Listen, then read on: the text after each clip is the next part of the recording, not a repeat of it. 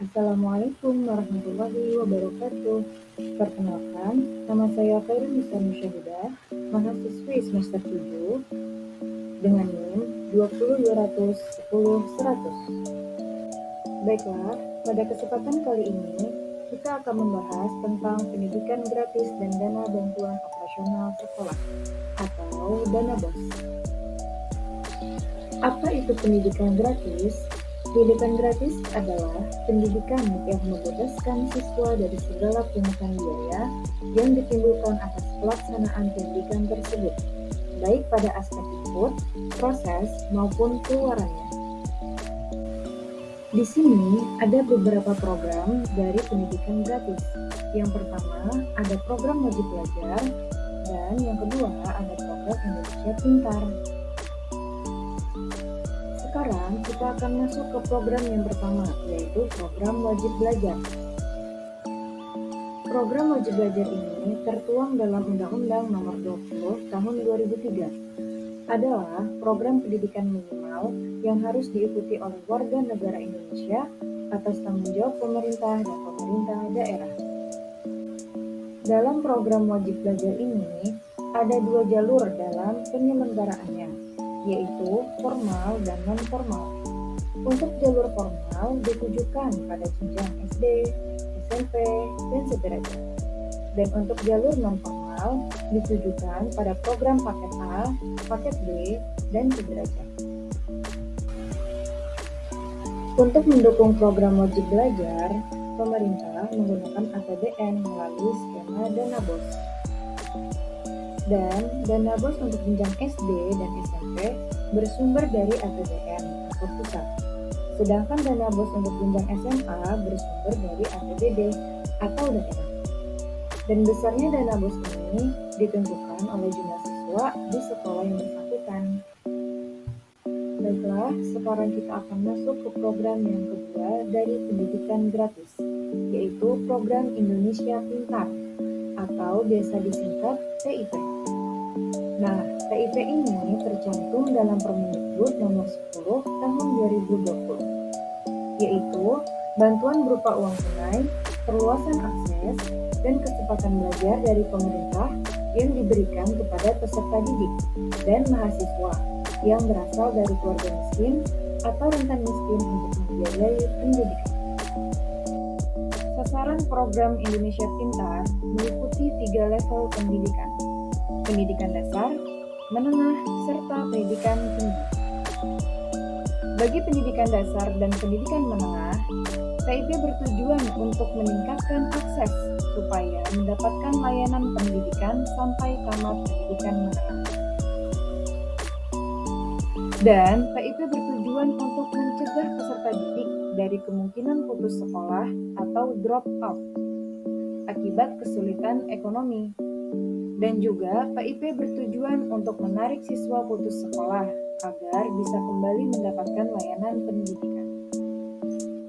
Bagi pendidikan tinggi atau perguruan tinggi, PIP bertujuan untuk meningkatkan perluasan akses dan kesempatan belajar di perguruan tinggi bagi mahasiswa yang tidak mampu secara ekonomi.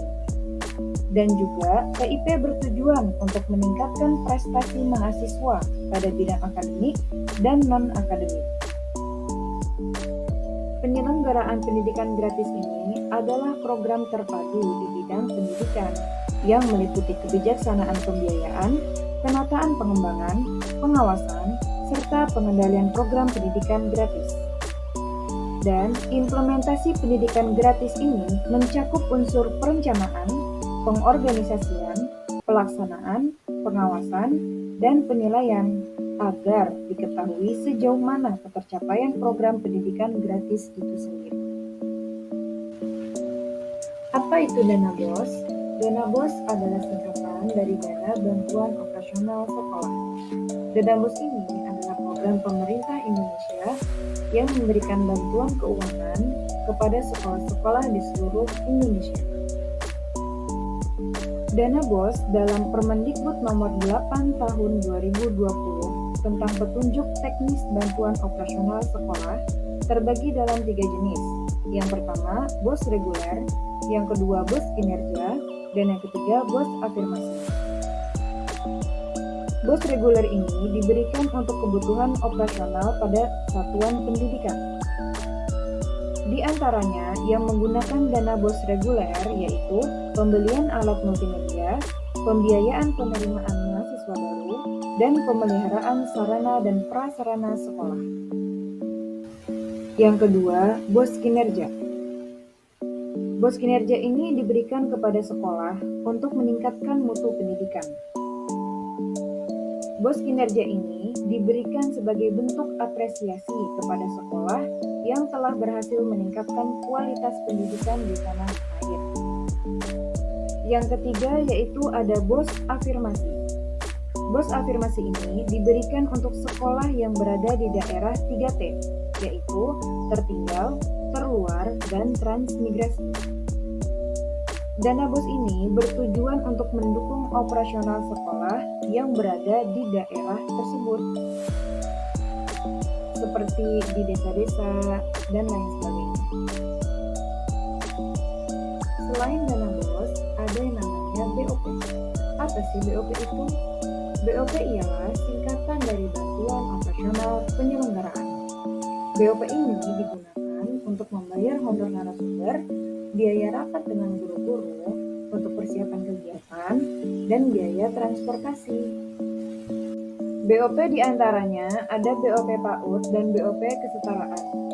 BOP PAUD adalah biaya operasional pembelajaran bagi anak yang mengikuti pendidikan anak usia dini dan pembiayaan peningkatan kualitas.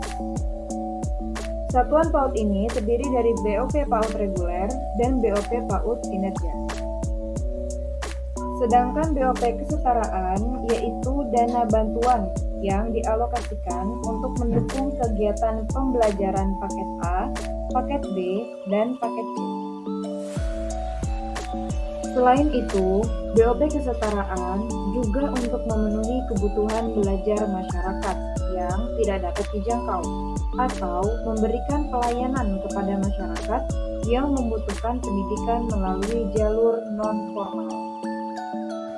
Di tahun anggaran 2023 ini, ada beberapa kebijakan terbaru terkait program bantuan operasional bagi satuan pendidikan yang tercantum di dalam Permendikbud Nomor 63 Tahun 2022 tentang petunjuk teknis pengelolaan dana bantuan operasional satuan pendidikan. Nah, yang pertama yaitu penggabungan nomenklatur menjadi BOSP. Di tahun sebelumnya, program bantuan operasional ini terdiri dari 3 nama, yaitu dana BOS, BOP PAUD, dan BOP kesetaraan. Di tahun 2023 ini, terdapat penggabungan nomenklatur ketiganya, yaitu menjadi Bantuan Operasional Satuan Pendidikan, atau disingkat menjadi BOSP. Yang kedua yaitu kriteria penerima BOS kinerja prestasi dan BOS atau BOP kesetaraan kinerja berkemajuan terbaik.